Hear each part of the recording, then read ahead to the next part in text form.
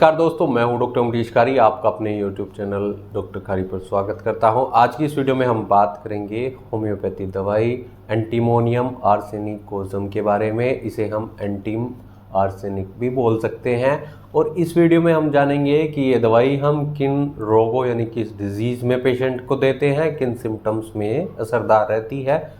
जानने के लिए वीडियो पूरा देखें। अगर आप हमारे चैनल पर नए हैं तो चैनल को सब्सक्राइब कर लें ताकि आने वाली हेल्थ रिलेटेड वीडियो से आप अपडेटेड रहें। तो एंटीमोनियम आर्सेनिक के बारे में बात करें तो ये दवाई हम लंग्स से संबंधित डिजीज़ में देते हैं, यानी फेफड़ों से संबंधित डिजीज़ में देते हैं, जैसे कि ब्रोंकाइटिस, निमोनिया या फिर दमा, अस्थमा।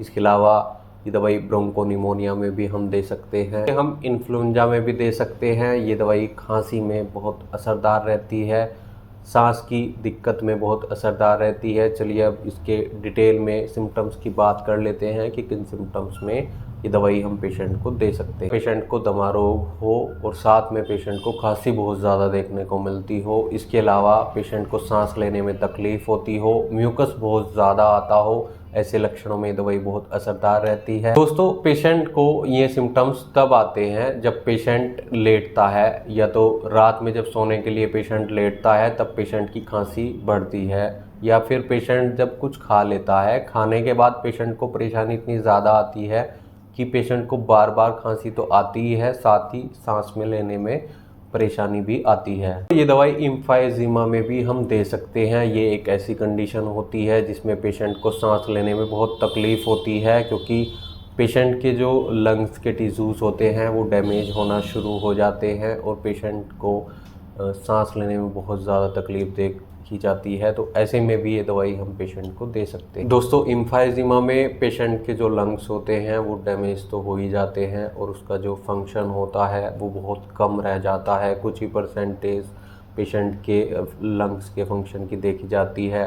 तो ऐसे में अगर पेशेंट को ये दवाई दी जाए तो सांस लेने में जो तकलीफ़ होती है उसमें काफ़ी हद तक रिलीफ मिलती है, और अगर खांसी भी हो तो उसमें भी आराम मिलता है।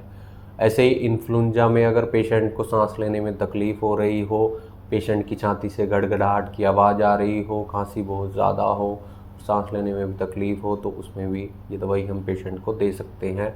ये दवाई आँखों की इन्फ्लामेशन में भी काम आती है, जहाँ पेशेंट को आँखों में सूजन देखने को मिलती हो, या फिर ये हार्ट की कमज़ोरी में भी हम इसे दे सकते हैं, जहाँ पेशेंट को दिल की कमज़ोरी देखने को मिलती हो। तो ऐसे में ये दवाई बहुत असरदार रहती है। छोटे बच्चों में अक्सर देखा जाता है कि पेशेंट की छाती से गड़गड़ाहट की आवाज़ आती है, छाती में यानी लंग्स में स्वेलिंग आ जाती है। इसके अलावा पेशेंट को सांस लेने में बहुत तकलीफ़ होती है, खांसी बहुत ज़्यादा आती है और बलगम भी बहुत ज़्यादा आता है।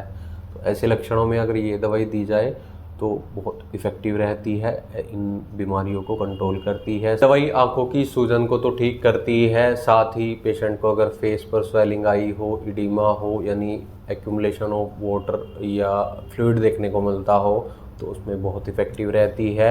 पेशेंट की आंखों की सूजन को कंट्रोल करती है, चेहरे की सूजन को कंट्रोल करती है। तो इसके अलावा अगर पेशेंट के लंग्स में भी पानी भर जाता है, ख़ास तौर पर लेफ़्ट साइड के लंग्स में, तो ये दवाई हम पेशेंट को दे सकते हैं, उसमें भी काफ़ी राहत देती है। और इसके अलावा जो परेशानियां आ रही है उसमें भी पेशेंट को काफ़ी राहत मिलती है। दोस्तों, इन सब सिम्टम्स में पेशेंट के अगर कंडीशन की बात की जाए तो पेशेंट को बहुत ज़्यादा फीवर देखने को मिलता है और सांस लेने में तो तकलीफ़ होती ही है। लंग्स अफेक्शन के ऐसे सिम्टम्स में पेशेंट के और सिम्टम्स की बात की जाए तो साथ में पेशेंट को बुखार भी आ जाता है। कई बार बुखार के साथ साथ पेशेंट को कमज़ोरी पूरे शरीर में बहुत ज़्यादा देखने को मिलती हो, और पेशेंट के हार्ट पर भी इसका असर पड़ता है। पेशेंट का हार्ट बहुत कमज़ोर हो जाता है, पल्स रेट बहुत कम देखने को मिलती है। तो ऐसे लक्षणों में अगर पेशेंट को ये दवाई दी जाए तो काफ़ी राहत मिलती है। लेकिन अगर आपको ऐसी कोई परेशानी है तो एक बार अपने होम्योपैथी डॉक्टर से कंसल्ट ज़रूर कर लें। बिना डॉक्टर की सलाह के कोई भी होम्योपैथी दवाई नहीं लेनी चाहिए, अडल्ट्स में भी और बच्चों में भी। डॉक्टर से एक बार मिल लें, उसके बाद ही ये दवाई लें। उनको अपने सारे सिम्टम्स बताएं, सारी परेशानियां बताएं, बाद डॉक्टर डिसाइड कर पाएंगे कि आपको कौन सी पोटेंसी और उसकी क्या डोज देनी उचित रहेगी। नहीं तो दिए गए व्हाट्सएप नंबर पर हमसे संपर्क कर इलाज या सलाह भी आप ले सकते हैं। वीडियो देखने के लिए धन्यवाद। चैनल को सब्सक्राइब करें और कमेंट सेक्शन में हमें ज़रूर बताएं कि हमारी वीडियोस आपको कैसी लगती हैं। Thank you.